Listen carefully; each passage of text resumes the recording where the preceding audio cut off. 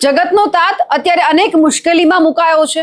સૌથી વધારે જો મોટી મુશ્કેલી હોય તો એ છે ડીઝલ કે એમને પૂરતું નથી મળતું। વાવણીનો સમય છે, ડીઝલ જો સરકાર એને સમયસર આપે તો પછી ક્યાંક એ વાવણી માટે સમયસર પોતાના ખેતરમાં પણ જઈ શકે। પણ હવે અલગ અલગ મુદ્દાને લઈને અલગ અલગ અધિકારીઓને રજૂઆત કરવામાં આવી રહી છે અને આ બધાની વચ્ચે જે ભાવનગરના ખેડૂતો છે એ કલેક્ટરને મળવા માટે પહોંચ્યા અને ત્યાં જબરદસ્ત હોબાળો થયો છે। નમસ્કાર, આપ જોઈ રહ્યા છો નિર્ભય ન્યૂઝ અને હું છું આપની સાથે રિદ્ધિ।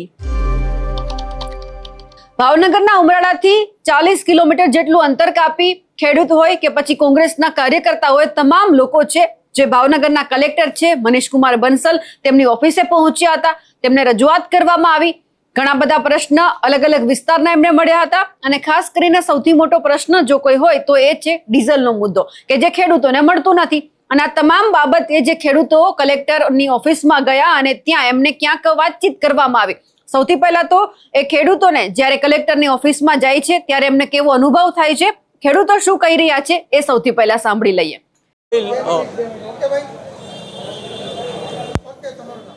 હું શક્તિસિંહ ગોહિલ ઉમરા તાલુકા કોંગ્રેસ પ્રમુખ તરીકે સેવા આપી રહ્યો છું। આજે આમ તો ઉમરાળા તાલુકામાં પારાવાર ઘણી મુશ્કેલીઓ છે, પણ આજ મુખ્ય 4 મુદ્દા લઈને આવ્યા હતા। પહેલું તો અમારા તાલુકામાં CHC ખાતે કાયમી ડૉક્ટર નથી। બીજું, તાલુકામાં શિક્ષકોની ખૂબ ઘટ છે। ત્રીજું, તાલુકામાં મધ્યસ્થ ક્યાંય ફાયર સ્ટેશન અથવા ફાયર બ્રિગેડની ગાડી નથી। અને ચોથું, ખેડૂતોની સિઝન માથે છે અને ડીઝલ માટે સતત વલખા મારી રહ્યા છે। આ ચારેય પ્રશ્નો તાલુકા લેવલે સંભળાતા નહોતા। અમારી વાતને કોઈ કાન આપતું નહોતું, એટલે નૈતિક પ્રયાસ કર્યો કે IAS જેવા અધિકારી જો આપણા ભાવનગરમાં બેસતા હોય તો કલેક્ટરને જઈને રજૂઆત કરીએ કે શું એનું કહેવું થાય છે। રજૂઆત ઘણા લાંબા સમયથી કરીએ છીએ તાલુકા લેવલે, પણ આમ જુઓ ને તો જિલ્લા ફાયર ઓફિસરનું પણ બેવડું વલણ છે। સારા અધિકારીઓ પણ બેવડા વલણ દાખવી અને જવાબ સારો આપે છે, પણ કરતા કાંઈ નથી। આજે અમે અખતરો કર્યો કલેક્ટર સાહેબ પાસે, પણ એક ખાલી જરાક કડવો અનુભવ થયો। આવડા મોટા IAS અધિકારીને જ્યારે મળવા જઈએ અને લોબીમાં ઊભા રહીએ અને જવા દેવામાં ન આવે, લાઇટો બંધ કરી દેવામાં આવે, ફરીને અમે ઓફિસની બહાર બેસી ગયા તો અંદર બોલાવ્યા પછી AC બંધ રાખવામાં આવે, તો ખેડૂતો સાથે શું કામ આવું કરો છો ભાઈ, શું કામ મજાક કરો છો? ACની અમને જરૂર નથી, ખેતરમાં જ અમે કામ કરીએ છીએ। આ બધા સાથે આવેલા ક્યાંક ને ક્યાંક પાણી વાળવા રજકો વાઢવા જાય જ છે। હવે તમે AC બંધ કરી દો ને અમે શું નહીં રહી શકીએ? હું કલેક્ટર સાહેબને કહું છું, સાહેબ મળ્યો હું તમને, ખૂબ આનંદ થયો, ખૂબ સારો જવાબ તમે આપ્યો, પણ મને ખબર પડી તમે ACમાં અમારા આવતા પહેલાં બંધ કર્યું। હું તમને ચેલેન્જ આપું છું, તમારો આખા દિવસનો કાર્યકાળ જ્યારે પણ તમે મને કહેશો ત્યારે વગર AC તમે કામ કરશો ને ત્યારે હું તમારી પાસે બેસીશ અને નીચે ફ્લોર ઉપર બેસીશ। ગરમીથી અમને તકલીફ નથી, અમને તકલીફ છે લોકોના પ્રશ્નોથી। લોકોને પારાવાર મુશ્કેલી પડે છે અને આપ મજાક ગણીને આ વાતોને 70 કિલોમીટર ચાલીને આવ્યા છીએ, પગમાં ફરફોલા પડ્યા છે। મારા સાથી પદયાત્રીઓ 108 કિલો વજન છે ને છતાંય 70 કિલોમીટર ચાલીને આવ્યા છે અને તમે રમત કરો છો। આ વાત યોગ્ય નથી। આખરે કુદરત ન્યાય કરતો જ હોય છે। 26 તારીખે અમે ચાલુ કરી હતી આ પદયાત્રા ઉમરાળાથી। 3 રાત્રિ પડાવ કર્યા પછી ગામડાના પ્રશ્નો સાંભળતા અમે આવ્યા અને અનુભવ્યું અમે કે ખરેખર લોકો કરતાં પણ રસ્તો વધારે બોલે છે। વિસ્તારને જ્યારે ડગલે વિસ્તારને માપ્યો ને ત્યારે વિસ્તારના ઘણા બધા પ્રાણ પ્રશ્નો અમને ધ્યાને આવ્યા અને ખૂબ લોકોની પીડા છે, ખૂબ સંવેદના છે, અમે કલેક્ટર સાહેબને વ્યક્ત કરી છે આ પીડા। બસ આ બધી રાજનીતિ, અંતે ભાજપ અને કોંગ્રેસ, ભાજપ સત્તા સિવાય કાંઈ ઈચ્છતું નથી। હંમેશા ચૂંટણી આવે એટલે ચૂંટણી જીતવાના પ્રયત્નો કરે છે। ચૂંટણી જીતવા સિવાય આ લોકોનો કોઈ મકસદ નથી, એટલે ચૂંટણી જીત્યા પછી લોકો સાથે જાણે કંઈ સંબંધ જ નથી એવી રીતે કામ કરે છે। અમે ઉમરાળા તાલુકા કોંગ્રેસ સમિતિ વતી એવો પ્રયત્ન કર્યો છે કે ચૂંટણી હાર્યા પછી અમે લોકો માટે નીકળ્યા છીએ। અમે લોકોને પણ, જાહેર જનતાને પણ સંદેશ આપવા માંગીએ છીએ ભાવનગર જિલ્લાની કે ચૂંટણી હાર્યા પછી પણ અમે તમારી સાથે છીએ, અમે તમારી માટે છીએ। ક્યારેય પણ કાંઈ પણ જરૂર હોય આપ અમને જણાવી શકો છો। અત્યારે સાહેબ હું એક કિસાનનો દીકરો છું, ગામડામાં રહું છું, અત્યારે યુવા આગેવાન તરીકે કામ કરું છું। સાહેબ IPS અધિકારી છો, IAS અધિકારી છો, સોરી।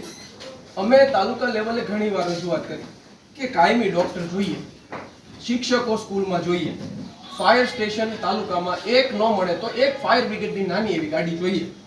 અને અત્યારે ખેડૂતોને ખેડની સિઝન છે, આપ જાણો છો, ચોમાસું માથે છે, સક્રિયતા ના આરે છે। અત્યારે ખેડૂત લાઈનમાં ઊભો છે, 15 કિલોમીટર ડીઝલ પુરાવા જાય છે। તાલુકામાં કોઈને આ વાત સમજાતી નથી, મગજમાં ઉતરતી નથી। નૈતિક પ્રયાસ એવો છે કે આપ IAS છો, આપ ખૂબ સારી રીતે સમજો છો, આપ વિડીયો સાહેબ મૂકો છો, તો હું પણ વિડીયો મૂકું છું. મેં ધોળાના 4 વિડીયો આપને ટેગ કરીને મૂક્યા કે ઉમરાળા તાલુકામાં આગ લાગી અને ફાયર બ્રિગેડ 40 મિનિટે પહોંચે છે સાહેબ. હમણાં રેલવેના ઈએનનો બંગલો સળગી ગયો. એમના વાઇફની એક કરુણતા હતી સાહેબ. એમના દાગીના પૈસા અને એમનું જાનનું કેવું જોખમ. ઈએન નોકરી ઉપર હતા અને દોડતા આવ્યા કે મારે વાઇફ શું કરતા છે, મારા પપ્પા એના ફાધર એજેડ હતા. તો આ વાત તંત્રને ન સમજાય. અને આપણે અહીંયાથી ફાયર ઓફિસર મને કાગળ લખીને એવું કીધું કે ગુજરાત સરકારની કોઈ એવી યોજના નથી કે તાલુકા લેવલે ફાયર સ્ટેશન મળે કે ફાયર બ્રિગેડની ગાડી મળે. ભવિષ્યમાં ક્યારેય સરકાર આવું વિચારશે તો અમે તમને જાણ કરશું. આ ફાયર ઓફિસરના શબ્દો સાહેબ. હું એક નાના પરિવારનો છોકરો સમજી શકું કે આગ લાગે ત્યારે પાણી જ જોઈ સાહેબ, ત્યારે ધૂળ ન કામ આવે. તો એ ફાયર ઓફિસર ન સમજી શકે કે તાલુકા લેવલે. હવે એમ કે છે વલભીપુરથી ઉમરાળાનો રિસ્પોન્સ ટાઈમ 10 મિનિટનો. ચાળિયામાં આગ લાગે સાહેબ, હું ચેલેન્જ મારીને કહું છું 30 મિનિટ સુધી ધોળા ફાટકમાં ન નીકળે ફાયરની ગાડી. અને એમ કે છે 10 મિનિટનો રિસ્પોન્સ ટાઈમ. શિહોરથી રિસ્પોન્સ ટાઈમ એમ કે છે 10, 15, 20 મિનિટનો રિસ્પોન્સ. કેમ શિહોર નગરપાલિકાનું ફાયર બ્રિગેડ ઉમરાળાના ચાળિયા ગામે પહોંચે?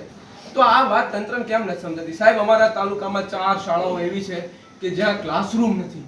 Single class. ધામણકા ગામમાં સિંગલ ક્લાસરૂમ, 0 ક્લાસરૂમ વાળી સ્કૂલ. 3 વર્ષથી આંદોલન કરીએ છીએ. બેસણું કર્યું, સ્કૂલનું બેસણું કર્યું. હવે શું અમારે દાડોય કરવો? આટલાથી સરકાર નહીં સમજે. જે કાયમી ડોક્ટર છે, રાત્રે કેટલા વાગે તમે સીએચસી ગયા? રાત્રે 2 વાગે સીએચસી ગયા.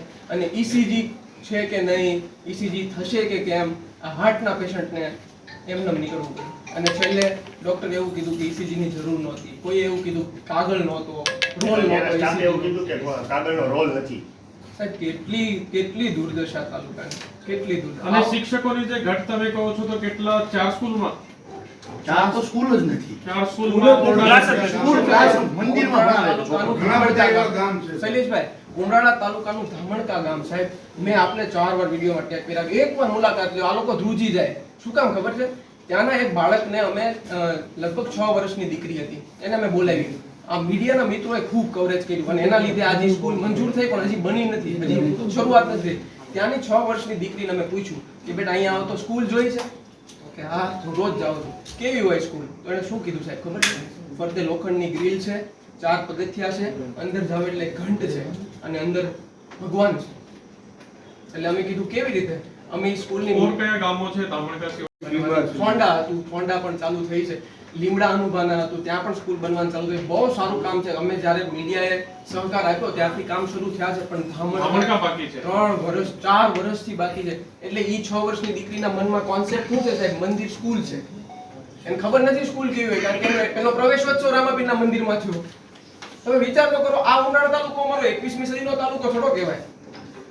ચલો કરીએ ભાઈ. સર બીજું સીએચસીમાં સાહેબ પથારી જે હોવી જોઈએ બેડ, એ નિયમની ખબર જ નથી આરોગ્ય અધિકારીઓ. 32 બેડ હોવો જોઈએ, બેડ જ નથી સીએચસીમાં.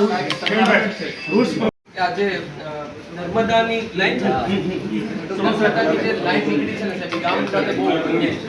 એક ગામને છે ને સાહેબ, પ્રશ્ન એ છે કે સિહોર તાલુકામાં જે છે ને એ સમોસરાથી હણોલથી જે સૌની યોજના આવે કે નહીં, એટલે સમોસરા, રામધરી, આંબલા, સોનગઢનું તળાવ, કોતમેશ્વર, સિહોર તળાવ, એ રીતે આખી લાઈન જે છે ને આખી લાઈન ત્યાંથી ભરાઈ ગઈ છે. ત્યાં સાહેબ બાગાયતી ખેતી છે આખા વિસ્તારની અંદર. ખેડૂતો જે છે ને એને પાણી આપવું ને સાહેબ સોનું પકવે. બરોબર છે. અત્યારે તકલીફ એ છે કે બધા તળાવ ખાલી ખમ થઈ જાય છે, કારણ કે સૌની યોજના ત્યાં આવી ઊભી રહી ગઈ છે આગળ. તમે લિખિત બરોબર છે. અમે સાહેબ અગાઉ રજૂઆત કરેલી છે. પાણી આખા ઓલામાં એવું ને સાહેબ, એક બોરતળોમાં નાખવાનું તેમ આમ ફેરવી લીધી. આખો દિવસ પાણી ભરે. ત્યાંના અમને 2-3 આવેદનો મળ્યા. રસ્તામાં લોકોએ અમને કીધું છે. શિહોર તાલુકાનું પીપળી ગામ છે. અશોકભાઈ સમજાવો તો પ્રશ્ન. પીપળી ગામની અંદર છે ને 1993માં એને થયેલી જગ્યા છે અને જે રહીશો છે એમની પાસે પ્લોટ નથી, એને બાંધકામ કરેલું છે. 1993માં એને થયેલું છે. નવું ગામ ચાલુ. હા, નવું ગામ ચાલુ છે સાહેબ. નો દેવું હોય તો 3 વર્ષ પછી શ્રી સરકાર દાખલ થઈ જોઈએ, પરંતુ શ્રી સરકાર દાખલ નથી થઈ અને અમને પ્લોટ આપવા નથી. 2 રીતે આંકી રહ્યા છે જરૂરિયાત લોકોને અરજીથી પ્લોટ. અને ત્યાં જે રહીશો છે માગે છે એ પણ ઓલરેડી ગામમાં જગ્યા છે. હા, ગામમાં 1993માં એને થયેલું છે. ગામ ચાલુ છે સાહેબ, 93માં થયેલું છે.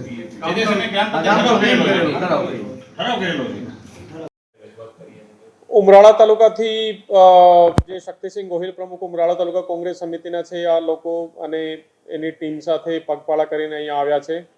અને આ લોકો સીએચસીમાં કાયમી ડૉક્ટર માટે, પછી સ્કૂલમાં શિક્ષકોની ઘટ અને ઓરડાઓની ઘટ માટે ઉમરાળા તાલુકામાં ફાયર સ્ટેશન ઊભો કરવા માટે અથવા તો ફાયર બ્રિગેડની ગાડી ત્યાં પરમાનન્ટ રાખવા માટે અને ખેડૂતોને ડીઝલ માટેની રજૂઆત કરી છે. આ સાથે સાથે બીજા એક ખેડૂત હતા સિહોર તાલુકાના જે આપણે ગોરખપુર એલપીજી જે પાઇપલાઇન આઈએચબી લિમિટેડ કરી રહી છે એના વળતર બાબતમાં રજૂઆત કરી છે. પીપરડી ગામે ગામતલના ઇસ્યુ છે. તો આ બધી રજૂઆતો કરી છે. એને હું કન્સર્ન અધિકારી સાથે ચર્ચા કરીને અને ત્યાં આપણે શું કરી શકાય, કેવી રીતે કાયમી ડૉક્ટર ત્યાં મૂકી શકાય. અને જે 4 સ્કૂલ કહેતા હતા 4માંથી 3માં ઓરડાઓનું કામ ચાલુ થઈ ગયું ને એક જે ધામણકા ગામ બાકી છે ત્યાં આપણે મીન્સ કે ઇમિડિયેટ કેવી રીતે સ્ટાર્ટ સ્કૂલ કરાવી શકાય અને તાંતી જરૂરિયાત ફાયર સ્ટેશનની અથવા તો ફાયર બ્રિગેડની ગાડીની લાગે છે તો આ તાત્કાલિક ધોરણે કેવી રીતે કરી શકાય એ વિશે આપણે કામ કરીશું.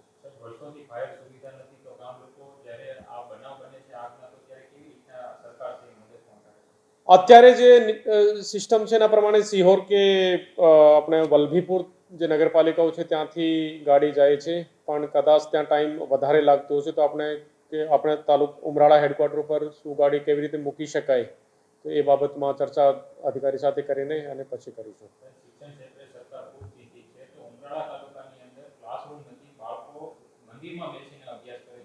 એક ગામની રજૂઆત મળી છે ધામણકાની કે ભાઈ જ્યાં હું પણ એના ટચમાં છું અને અમે લોકો જે સમગ્ર શિક્ષા અભિયાનના અધિકારી છે તેની સાથે પણ ચર્ચા કરી છે. 4 ગામોની રજૂઆત હતી, 3માં કામ શરૂ થઈ ગયું છે, ધામણકા બાકી છે, ત્યાં પણ ટૂંક સમયમાં થઈ જશે. મારી પાસે આજે રજૂઆત આવી છે તો હું વહી ચર્ચા કરીને એને નિરાકરણ લાવીશું. અત્યારે ડીઝલ પેટ્રોલમાં થોડીક અછત તો પેટ્રોલ પંપ ઉપર જેટલું માંગે એટલું કદાચ નથી મળતું હોય, પણ અમે લોકો કોશિશ કરી રહ્યા છે કે ભાઈ જેટલું શક્ય હોય અને તમામની જે ડિમાન્ડ છે આ મીન્સ કે અવેલેબલ સ્ટોકના આધારે સાચવી શકાય. અને અમે મામલાદાર અને એસડીએમની ટીમો બનાવીને ત્યાં તપાસ પણ કરી રહ્યા છે કે ભાઈ કોઈ ખોટી રીતે બ્લેક માર્કેટિંગ કે સંગ્રહખોરી વગેરે ના થાય.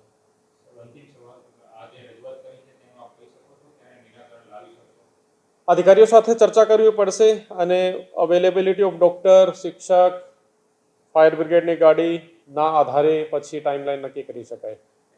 હવે અહીંયા ખેડૂતોની એક સીધી જ રજૂઆત એ હતી કે અમે આટલા બધા પ્રશ્ન લઈને ગયા, પરંતુ જ્યારે અમે કલેક્ટરની ઓફિસમાં પહોંચ્યા ત્યારે તરત જ એસી બંધ કરી દેવામાં આવ્યું.